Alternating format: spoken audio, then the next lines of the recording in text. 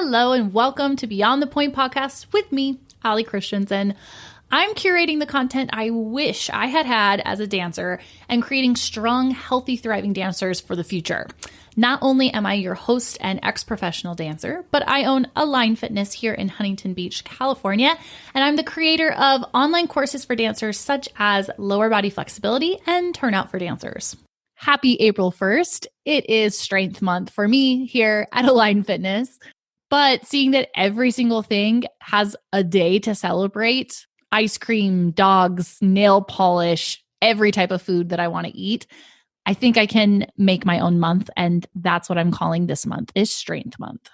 All this month, I'm going to have different experts on the podcast revolving around strength. This will be different aspects coming at it from different approaches, but all putting into how when we have a strong body, we reach the physical goals that we're looking for, whether that's as a human being able to bend down and pick up our kids and have no back pain, or into how we do 10 hours of rehearsal, how we do our grand battements, how we do jetés, everything like that. I'm going to kick off the month with my own personal story, dating back, to when I was dancing and then a big chunk of 10 years ago. And honestly, what has been happening in the last month, I'm pretty impressed with it, actually, what's going on social media right now. And I think that it just tied in really perfectly with what I already was wanting to do. So growing up, I was the person that thought if I lifted a weight, I was going to bulk. I was told by my parents that my genetics were working against me, that both of my parents were already more muscular people, which is very true. I think when my dad was in high school and playing football, he said he couldn't wear normal jeans because his quads were so big. So it does make sense where some of my body shape comes from. I do think that there is a genetic disposition, I guess, to a certain type of muscular structure. And for me, I have shorter legs and a longer torso, which does not work well when looking at the aesthetic of legs when we're in the ballet world. But by no means should have inhibited me from my movement and had no effect on injuries that I sustained later on in my career. But in my head, I always told myself, if I lift, I'm going to get bulky. My mom was someone that now I look at her, I'm like, you're a normal human. She was a workout instructor in the 80s. So please imagine that, like thongatard and everything. Yes. Thank you, Mom. That's a great image. With the leggings underneath, for those of you who don't quite know what I'm talking about with the 80s. And I remember when I was young, we would go to her gym, which was like this big, I don't even know how to describe it. It was like a big warehouse that had multiple stages and a big floor. Like it was a dancer's dream, but there were all these different levels of stages, kind of like when you go to a big Broadway show or a big ballet show, how they have the tiers.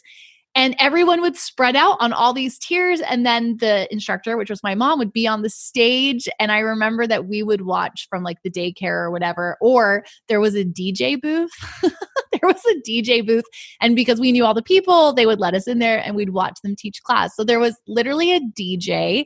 There were multiple stages and tiers. And then everyone spread out in their leggings and thongatards with their band around their forehead and their towels. And they did aerobics. So yes, you're welcome for that image. It makes me smile. But my mom always would say like, oh, if I lift heavy weights, I get really big shoulders. And that was a huge fear for me because everything in ballet, they're telling you want to be small. And I already had big quads and I already had short legs. And now my mom is telling me that I'm going to get big shoulders if I swim or if I lift. So I grew up with that thought process that I would bulk. Now, to be fair, one of the stereotypes that I'm now fighting against is when we think of lifting weights, we think of big bodybuilders in the gym for the most part. When I say the word deadlift, most people, if you know what I'm talking about, or you have an image, think of Arnold Schwarzenegger in the gym doing a deadlift with hundreds of pounds, sitting there doing a bicep curl with his gigantic muscles. This is the image that we mostly think of when we think of weightlifting, when we think of strength training.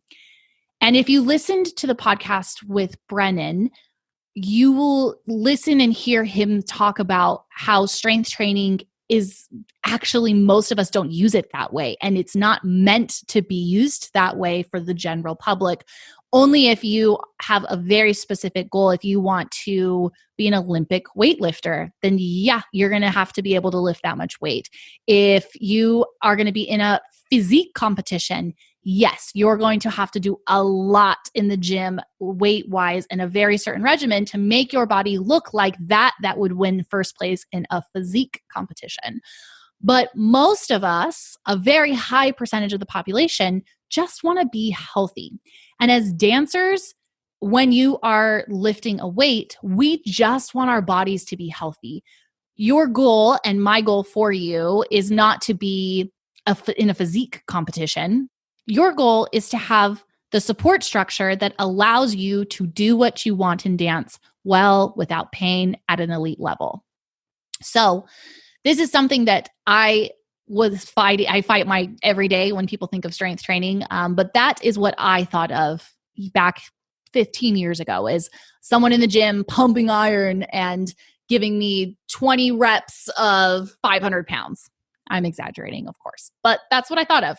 Now, fast forward to when I was 20, when I tore the labrum in my hip. I know I've told different parts of this story over this podcast, but what I really want to focus on right today is the 2 years after I said, okay, I'm injured. And I had gone to the doctor and they said to me, you are going to have 3 surgeries. And by the time you're 30, you're going to have a hip replacement. So after that moment, this is what happened. First of all, I told the surgeon, no. I was like, this doesn't make sense. It doesn't make sense that I did this to my body. This was not a freak accident. I didn't step off the curb and snap my bone in half. My movements created this injury. Not knowing how to work with the shape of my hip, not understanding my anatomy and my training and my lack of cross training created this injury. So I spent the next 2 years looking for answers. I, at that point, still wanted to get back into a professional career. It felt very hard to do, but that was the goal. So for those 2 years, without fail, because I was committed to my goal of A, it was I want to get back into dance, but it should have been A, I want to be healthy. But B, it was I want to be healthy and be able to move. And it later, about a year in of this working like this, my goals shifted. I was like, I just want to be able to walk. I just want to be able to go on a hike up a mild hill with my family. I just want to be able to go play catch in the sand without worrying that my hip is going to kill me for the next 3 weeks. So that shift did happen about a year into this. But those 2 years of me working on my hip after I was told that there would be surgery and I said no, I went to private fitness classes twice a week at least. And that would be like Pilates, yoga, gyrotonic, any type of fitness thing you can imagine. I probably tried it to see how it felt. I was going to the chiropractor twice, if not 3 times a week. I think for about a year, I was going 3 times a week. And I would feel better standing up from the table. And then I would get outside, I would sit down in my car, and everything that had been done to me was undone. That was the story for 2 years.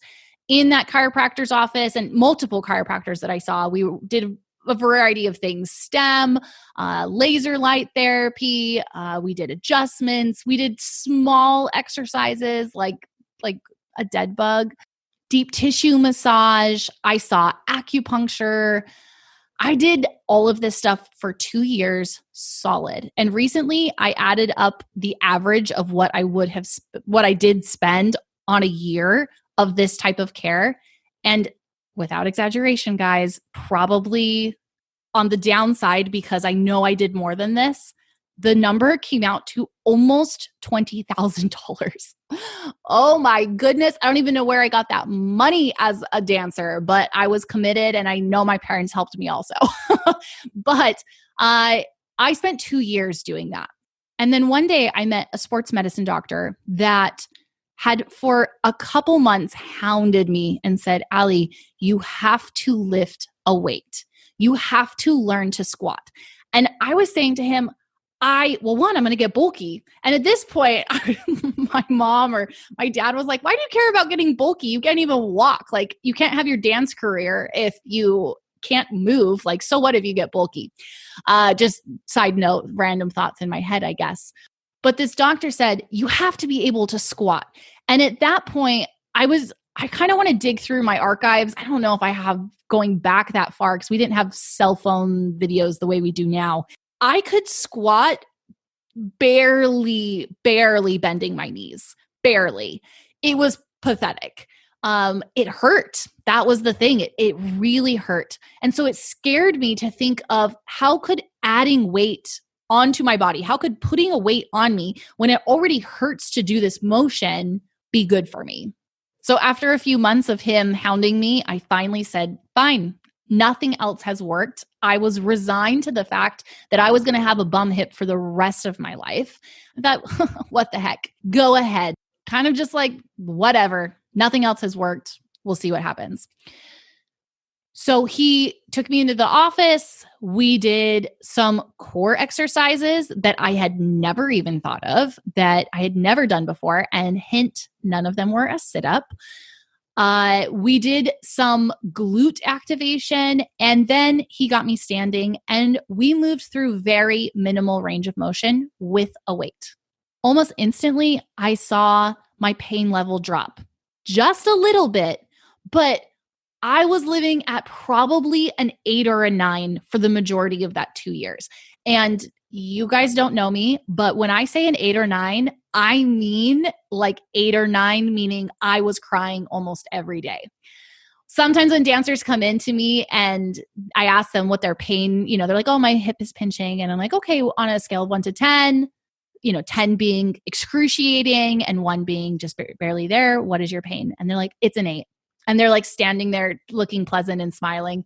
And that's fine because they've never experienced a pain more than that. So it is a relative. And this is no comment on that, except that having experienced a very, very severe pain, and then having now, even, years later, when I herniated a disc in my back, that was a 10. So my 10 in my back that I was talking to my boyfriend about this. I was like, yeah, I've never experienced pain like this. Like, I have not given birth, so I don't know how to place it, but there were passing out moments, and I don't pass out. So I use that scale now to say that my hip was an 8 or 9. That means it was extremely painful. So to get even a tiny bit of relief was so hopeful.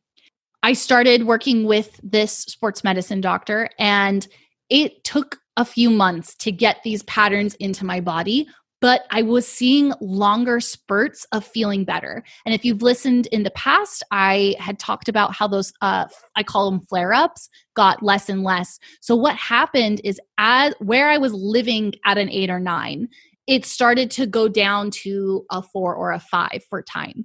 And I would experience less pain for longer times. I was experiencing no pain for a short time. And then I would have a flare-up that lasted a few weeks.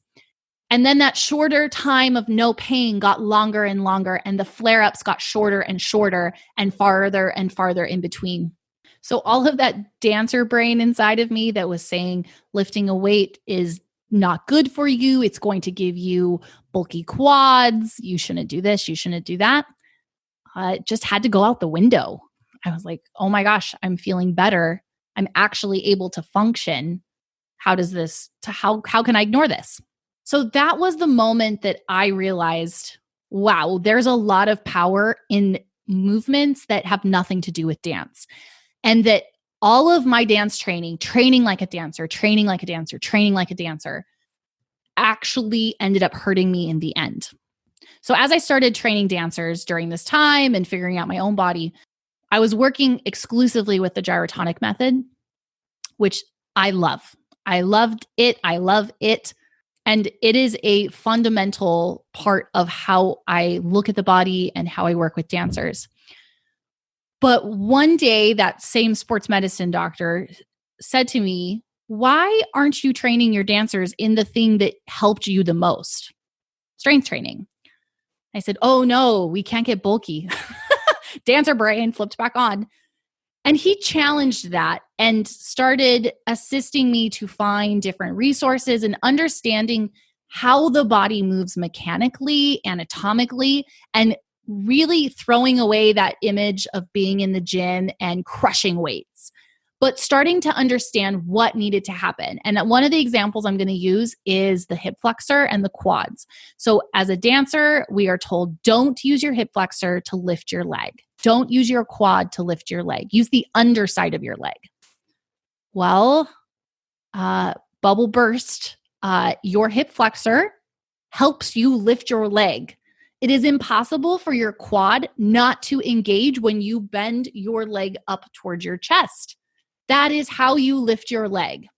So these verbal commands that we're getting from our dance teachers are incorrect in the way they're saying them.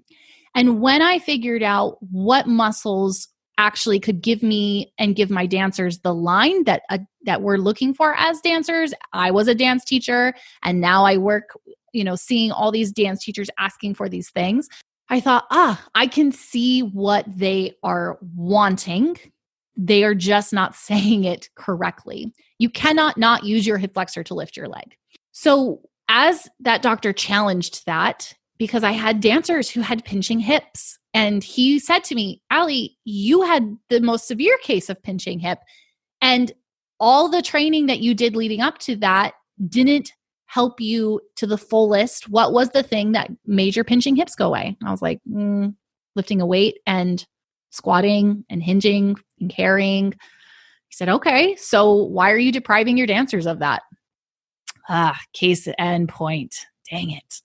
Love it when people call you on your stuff. So I apprehensively gave my one dancer a squat with a weight and a couple specific exercises. And lo and behold, their pinching hips went away.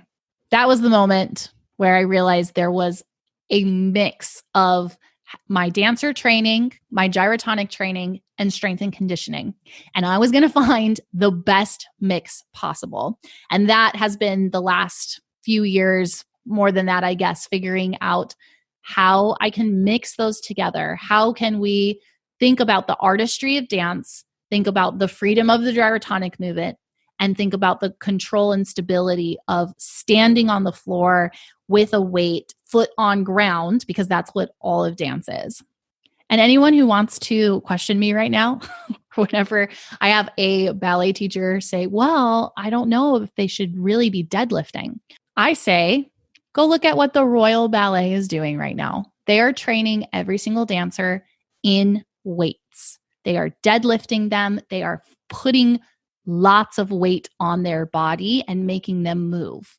If the Royal Ballet can have little twiggy dancers that deadlift their body weight, I think the rest of us can do that, right? They have dancers that are still the quote ideal body type, body shape, and they're training them with heavy weights. When trained correctly, when applying cross-training, strength and conditioning exercises correctly, it builds stability, it gives you strength, it creates connection so you can have opposition. And that's everything in dance. Everything in dance is opposition.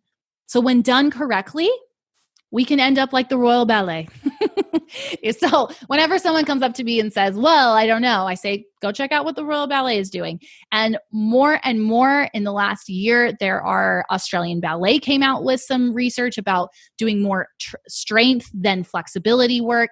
We're starting to see more. And the thing is, guys, that this has been there in the sports world. We just, as dancers, have ignored it for some reason. So it's been there. The science is there. Looking at longevity of the body is there. we just haven't been applying it into the dance world. And this is where I came up with it's not my saying, but I always say dancers are athletes. So now I work with dancers in a variety of ways. Through the last 10 years, I have different certifications and things and techniques, and I'm constantly learning how to apply the best of what I see and the best that I believe is out there into the dance world, which is what is really inspired me to do April Strong Month. So I'm excited to be bringing some of these professionals who really know their stuff on to give a different perspective of what strength training is and what it means. In this last month of everyone being home, I've been so impressed with all of you dancers coming together, providing free classes, participating, supporting each other, building each other up during a time that we're not able to go to the studio. You're not able to put your hand on a real ballet bar, your feet on the Marley, dance to a pianist or to your normal ballet music, and do the routine that you're used to. A very strong positive that I hope you who are listening and who follow me on Instagram are taking advantage of and seeing in yourself is that there is an opportunity to come back to the studio stronger than you were when you left. I was on a Zoom just yesterday with a client that I normally see in person, and we do a mix of strength training and gyrotonic. And obviously at home, you don't have the gyrotonic equipment. So we have been doing just floor exercises, weights, strength training exercises. And she said to me, Allie, I feel my standing leg like I've actually never felt it before. And she's taking classes from different teachers than she would have been able to at her studio because she's participating in the free things on Instagram. But she said, I think that this is assisting. And I completely agree. Throwing yourself out of your normal routine, forcing yourself to figure out how can I feel what I want / know I need to feel without the normal surroundings, without the normal confines I have. This is a gift. This is when magnificent change happens. This is when you're going to look back and say, that time COVID-19 kept me at home for 2 months. I actually saw the biggest change in my body, in my mindset, in the way I approach dance, if you allow it. Now, that means that you have to work your butt off. And it also means that you have to do the right type of training. And what I challenge you to ask yourself is, after you do something with them, after you feel something with them, do you see or feel a difference in your body that feels positive? I often hear dancers, even before this home stint where we're doing all these different new types of exercise and things we haven't done before, they'll say, oh yeah, I took this really great class. Like, I really feel sore and it kind of hurt, but it's I'm going to work through the pain. Oh man, no, we're not working through the pain. We're working through effort, and soreness is definitely okay, but we're not working through pain. So if your stretching routine, if your strengthening routine creates pain, there's something missing and that's not quite the right spot. So that's my words of wisdom right now as you're getting the chance to try all these different things. I personally will share a gratitude and kind of let you into my world for half a second here. I've been working on a strength program for almost a year, but pretty solidly since December, beginning of January. And the plan was to release it in May. And it's been a lot of work to get it out because it's a very different program than my flexibility or turnout program. This one is actually a year program designed for dancers to see an evolution in their strength and to also learn the tools to take care of their body after the year. So it's different than here's 20 exercises, go ahead and do them. This has taken time to put together and film and get into the right platform and make sure that I have the time to dedicate to this. So these months leading up to this moment now have been intense with work. And then we got hit with this virus and we got sent home. And I started to see instantly the anxiety and the freak out in the dancers, in all of us, but I'm speaking about dance right now, but in the dancers about their goals, how they're going to stay in the shape that they want to, how are they going to get to their summer programs, how are you going to get to your colleges or your company that you've been working so hard for. And I was sitting at the table with my boyfriend, like the rest of us at this moment in time, probably going, what the heck is happening? What are we going to do? And it just hit me so heavy, like a good heavy, but a deep sigh of, I have to get this strength program out. I have to assist these dancers to get through this time. The plan in May is now the plan at the end of March. So for 2.5 weeks, I've had my nose to the ground. I have been in front of the computer from 7 a.m. to 10 p.m. In between clients, I'm still sitting here on the computer getting this program ready for you guys. And when I said that if you allow it, this can be the greatest transformation that you've experienced, or one of those moments that you look back and say, one of the most difficult times turned into the most beautiful future. And I'd like to remind you, we're not in that future yet. So if you're thinking, yeah, right, Allie, we're not in that future yet. But if you keep your mind open, if you accept the things that are coming your way and use all the tools that are showing up in your space that you did not have before this virus, that you did not have when you were in the studio, this can be an amazing moment. And for me, this has been an amazing moment. I have been able to work my butt off to get my program into the place that I wanted it to be even faster. And this last weekend, I launched it to a specific group. If you've been on any of my free workouts, you might have heard me mention it. I'm at this point in time, haven't been announcing it on Instagram, but only with those who have been closely working with me. So those dancers on my lives or people that I've been communicating with, anyone who's been asking me about what they should be doing. And I set up Zoom meetings this last weekend to speak one-on-one or one-on-two, depending on if you're under 18, to see if this program is actually right for you, and to also explain what makes this different than my flexibility that you can download and do in 1 hour. And I got to spend 30 minutes with probably 20 to 30 dancers, and I was blown away. I was blown away by their commitment to their bodies and to their craft.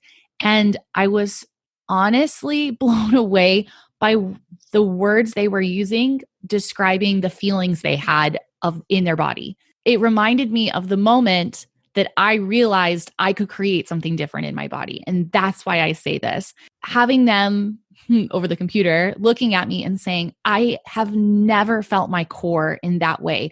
I never understood why doing core workout assisted my standing leg, then made my balance better, hence made my grand battement and pirouettes better.